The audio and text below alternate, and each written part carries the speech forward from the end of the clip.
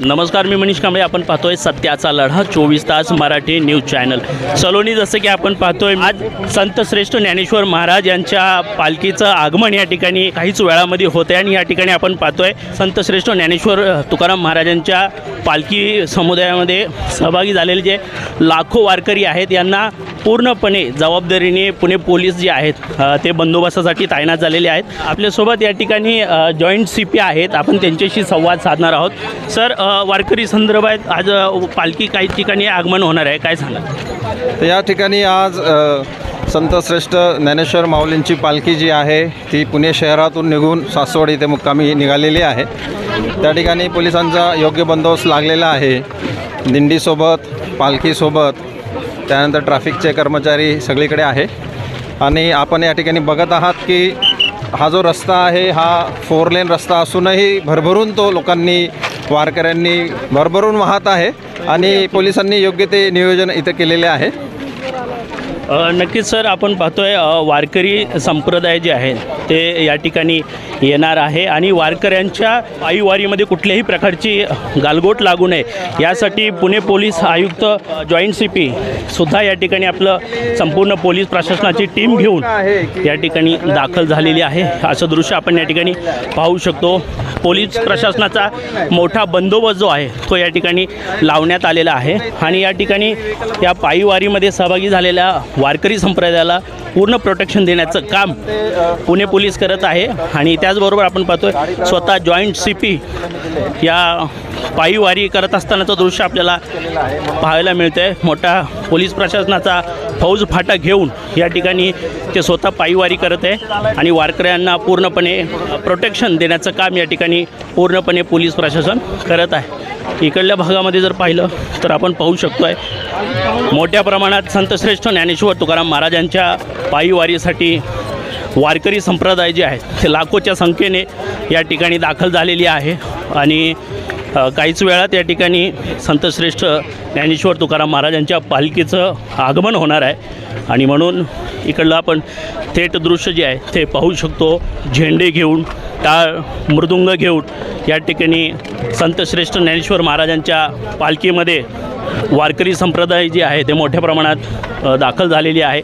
आपण पाहू शकतो या ठिकाणी पुणे पोलिसांची पूर्ण टीम जी आहे ते वारकरी संप्रदायांमध्ये सहभागी होऊन वारकरी संप्रदायाला कुठल्या प्रकारचं गालगूट लागू नये आणि संतश्रेष्ठ तुकाराम महाराजांचे पायीवारी अतिशय यशस्वीपणे पार पाडावी यामुळं पूर्णपणे पुणे पोलीस जी आहे ते या ठिकाणी दाखल झालेली आहे, सुसज्ज झालेली आहेत आणि या सगळ्या गोष्टीचं देखभाल करण्यासाठी पुण्याचे जॉईंट CP सुद्धा या ठिकाणी दाखल झालेले आहेत आणि ते स्वतः आपला पोलिसांचा फौजफाटा घेऊन ते संतश्रेष्ठ ज्ञानेश्वर तुकाराम महाराजांच्या पालखीला सासवडच्या घाटापर्यंत पोहोचतं करण्यासाठी ते स्वतः या ठिकाणी दाखल झालेले आहेत. संतश्रेष्ठ ज्ञानेश्वर तुकाराम महाराजांच्या पालखीचं आगमन या ठिकाणी काहीच वेळामध्ये होणार आहे आणि या ठिकाणी आपण पाहतोय लाखोच्या संख्येने सकाळी 5 वाजल्यापासून जनसमुदाय जो आहे वारकरी संप्रदायाचा तो या ठिकाणी एकामागो एक जात असतानाचं दृश्य आपल्याला पाहावयास मिळते आणि वारकरी संप्रदायामध्ये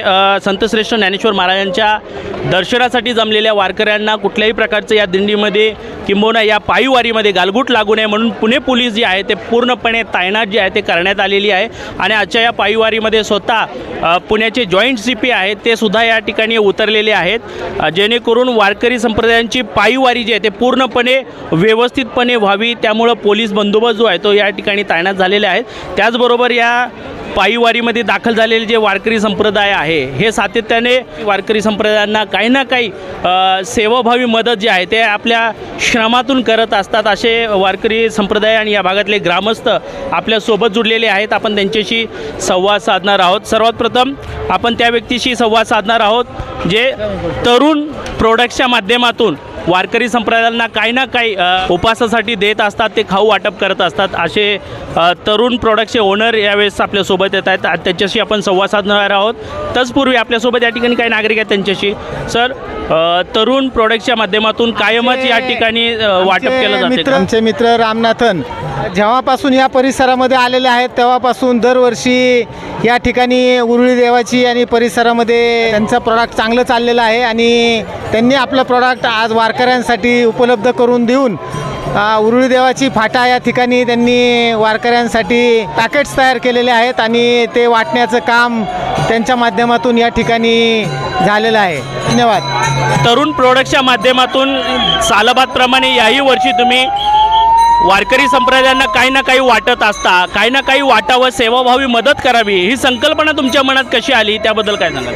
ते चांगलं वाटतं. ते आम्ही फरसाण आणि साबुदाणा चिवडा, बटाटा चिवडा वाटत बसतं. ते आम्ही सकाळी 5 वाजतापासून संध्याकाळी 4 वाजतापासून वाटत बसतं. दिल्यावर तुमचं अनुभव कसा असतो त्याबद्दल काय सांगाल? ते अनुभव चांगला असते. लोक चांगलं म्हणते, ते पुढा पण चांगला माल आहे असं काय म्हणतात. काय सांगाल तुम्ही, काय सांगाल? काय आम्हाला पण वाटते चांगलं. आता लोकांना वाटतं आहे, आपण मी नाही लोकांना बघतो आणि आम्हाला मनाने खूप आनंद वाटतो मला. त्याचबरोबर आपल्यासोबत काही नागरिक आहेत, आपण त्यांच्याशी देखील संवाद साधणार आहोत. काहीच वेळामध्ये या ठिकाणी संतश्रेष्ठ ज्ञानेश्वर तुकाराम महाराजांच्या पालखीचं आगमन होणार आहे. तुम्हाला कसं वाटतं? एकदम म्हणजे फर्स्ट क्लास वाटतंय आणि माऊलींचं दर्शन घेतल्याशिवाय आम्ही इथनं जाणार नाही. वारकरी संप्रदाय जे मोठ्या प्रमाणात दर्शनासाठी आतुरतेने वाट पाहत आहे आणि त्यासाठी या भागातले पोलीस प्रशासन कशा पद्धतीने काम करते त्यावर तुम्हाला काय वाटतं? एकदम म्हणजे त्यांची एकदम व्यवस्था एकदम चांगली सुरळीत आहे. म्हणजे एकदम म्हणजे काही कुठं न हे करता त्यांनी एकदम चांगलं सोयीचं काम चालवलं आहे. नक्कीच आपण या ठिकाणी पाहतोय पोलिसांचा फौज फाटा घेऊन वारकऱ्यांसोबत पायी वारी करत आपलं काम जे आहे ते पूर्णपणे जबाबदारीने बजवत असतानाचं दृश्य आपल्याला या ठिकाणी पाहावयास मिळते. त्याचबरोबर आपल्यासोबत या ठिकाणी आपण पाहतोय तरुण व्यक्ती आहे, त्याच्यासोबत संवाद साधूया.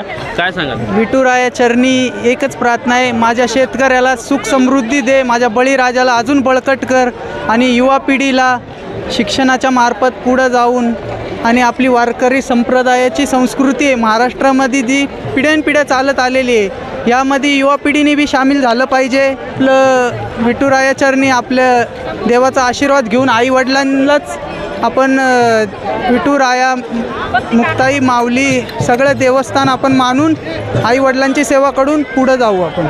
नक्कीच या वारकरी संप्रदायामध्ये सहभागी झालेल्या काही वारकऱ्यांनी अतिशय चांगल्या प्रकारचा संदेश आपल्या चॅनलच्या माध्यमातून दिलेला आहे. ते म्हटलेले आहे की यंदाच्या संतश्रेष्ठ ज्ञानेश्वर महाराजांच्या पायीवारीमध्ये आम्ही एकच विठुरायाकडे एक साकडं घातलेलं आहे की यंदा शेतकऱ्यांच्या कर्जमाफी संदर्भात असेल, तरुणांच्या भविष्याचा असेल, शिक्षण संदर्भात असेल, तर त्यांना सुख शांती आणि यश मिळो आणि आपल्या आईवडिलातच आपण विठ्ठल आणि रुक्माई असं मानून आपण त्यांना त्यांची देखभाल केली पाहिजे, त्यांची सेवा केली पाहिजे, असा संदेश आपल्या चॅनलच्या माध्यमातून या ठिकाणी दिलेला आहे. कॅमेरामन युसुफ मेमनसह मी मनीष कांबळे, देवाची उरुळी.